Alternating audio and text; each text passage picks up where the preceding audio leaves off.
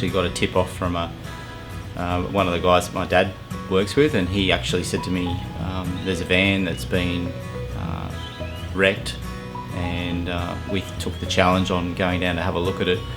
And we found it actually at an old service station in Bellingen, and the van had actually it had been rolled over, and the tow truck operator thought it would be a good idea to try and tow it out through the front pillar window. So the chain just pulled the whole front of it open, and it was a big mess.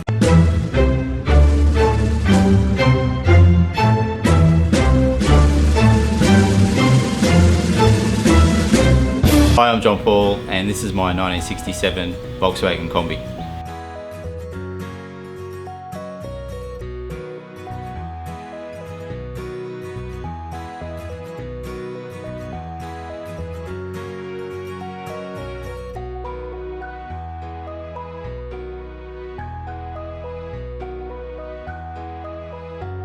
So the family's always had Volkswagens right back to the 1950s, so Dad was always working on them. He worked for NRMA as well, so he was involved with a lot of the assessments of vehicles that were crashed, and so he'd sometimes come across Kombis that were damaged, and he'd buy them and restore them. So they might have hit a pole or whatever.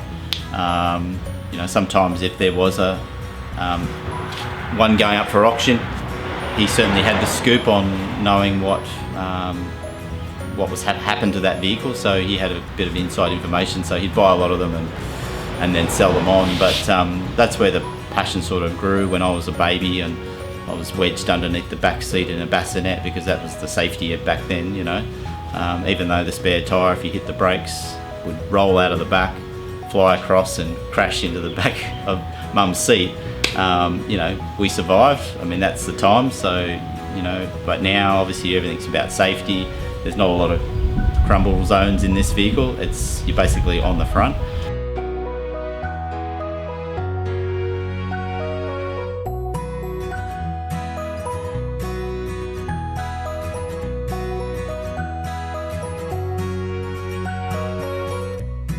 As a young boy, you know, I always had a passion for the vehicles. Our families always had them. We went camping.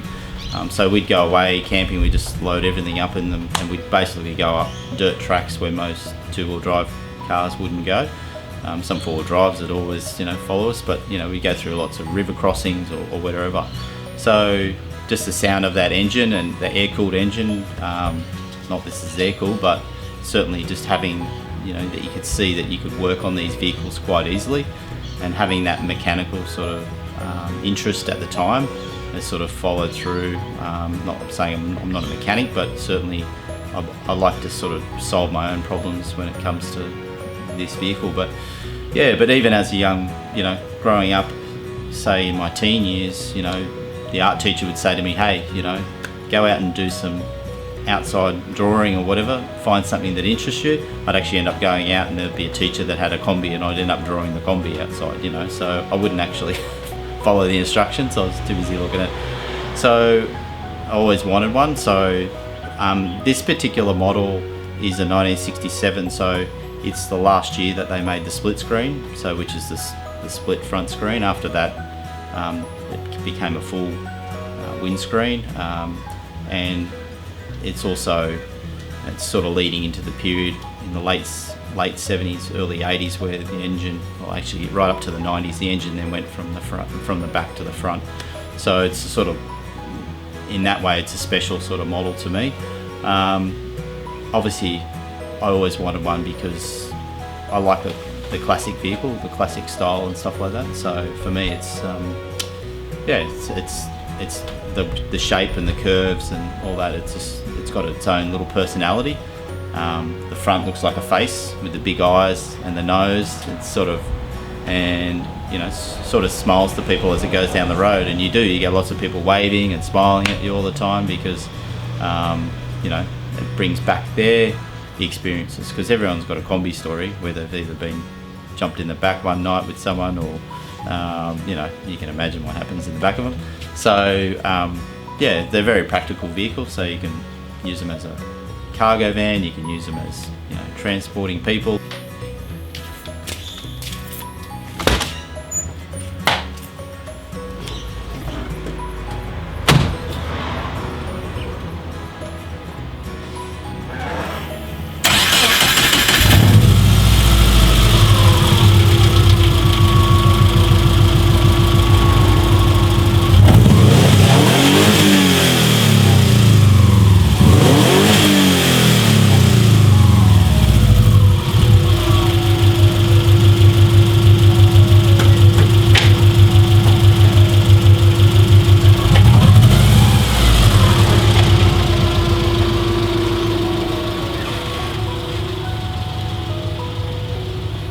So I've had this van for many years, since 1998, and during that time it's undergone massive changes. We bought the vehicle in Bellingen, which is just south of Coffs Harbour. I actually got a tip off from one of the guys that my dad works with, and he actually said to me, there's a van that's been wrecked, and we took the challenge on going down to have a look at it. And we found it actually at an old service station in Bellingen, and the van had actually it had been rolled over, and the tow truck operator thought it would be a good idea to try and tow it out through the front pillar window. So the chain just pulled the whole front of it open, and it was a big mess. But so basically I had Dad have a look at it. He's a panel beater, spray painter, and I'm just basically the apprentice. And so basically he had a good look at it and said, you know what, I reckon we can make this as a bit of a project, a bit of a challenge. Little did I know, 15 years later I'd still be working on it. So back then, you know, I was super enthusiastic about Volkswagens. I've always had them. I've had mainly Beetles. I had 54, 67, 1971 Superbug, which Dad painted in the past, and I could see his care and diligence to working on these vehicles was really important. So but his background as a panel beater, so I always wanted to get involved with my father, and you know, so for me it's been more than just restoring your car, it's having that connection with your father. So it's been a really good process for something to sort of bring not only my interest but also my father's interest together, so that's why we did it.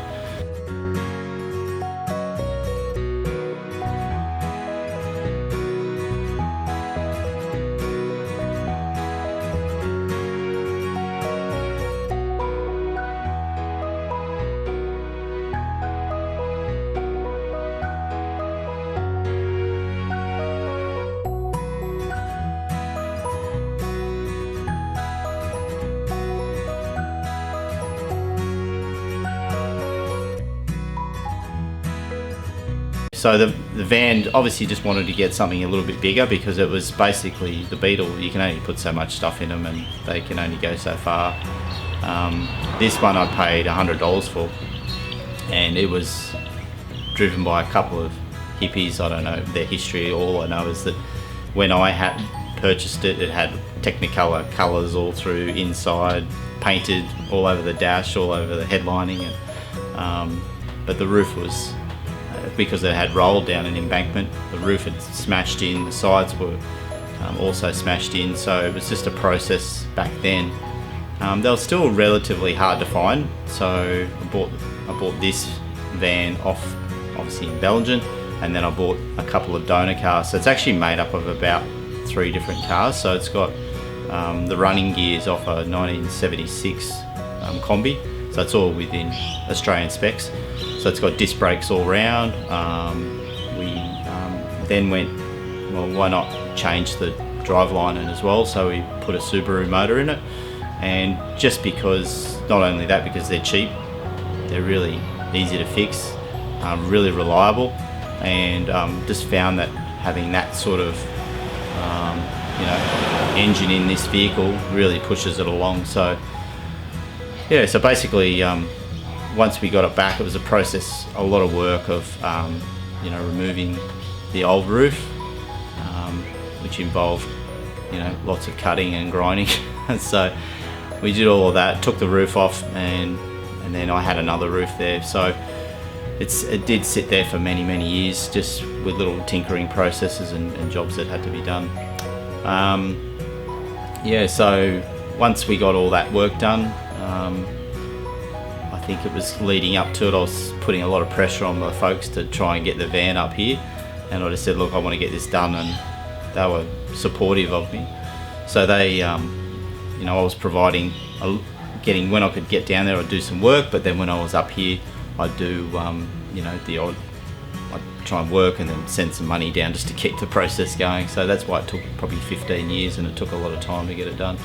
But so yeah, once we got all that done, I was surprised at my 40th birthday, Mum had actually, for my present, she'd actually got all the interior done. So all the upholstery, like on the seats, was all done. And then Dad painstakingly put the headlining in as well. So the headlining he did. So everything that you can see on the vehicle was done by us.